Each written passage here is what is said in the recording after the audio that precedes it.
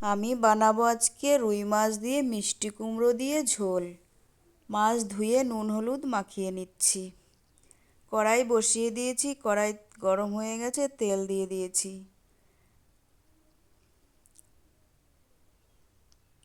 তেল গরম হয়ে গেছে, একে একে মাছগুলো আমি দিয়ে দেব। এইভাবে করে আমি মাছগুলো সব ভেজে নেব।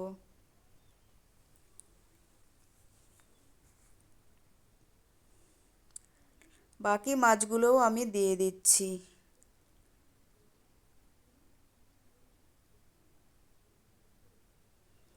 কচি কুমড়ো দিয়ে টাটকা মাছের ঝোল খুবই ভালো লাগে।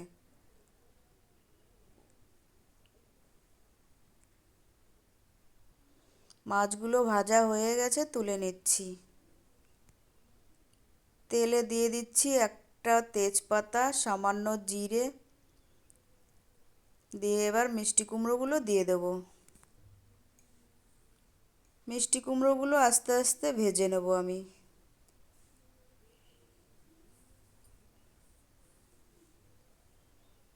বেশি ভাজবো না, হালকাই ভেজে নেব। দিয়ে দিচ্ছি স্বাদ মতো লবণ, দিয়ে দেবো পরিমাণ মতো হলুদ। আমি আগেও একটু হলুদ দিয়েছিলাম, প্রয়োজন মতো এখন দিয়ে দিলাম। দিয়ে দিচ্ছি আদা বাটা, জিরে বাটা, শুকনো লঙ্কা বাটা। এটা একটু হালকা কষে নেব আমি। কষা হয়ে গেছে, এবার পরিমাণ মতো আমি জল দিয়ে দেবো, কারণ এই তরকারিটা বেশি ঝোল করব না। দিয়ে দিচ্ছি একটা টমেটো টুকরো করে কেটে। ঝোলটা ফুটে গেছে, মাছগুলোও দিয়ে দেবো।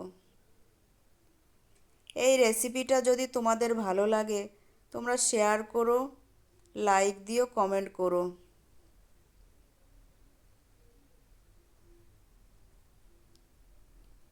মাছের ঝোলটা হয়ে এসছে, নামিয়ে নিয়েছি মাছের ঝোলটা।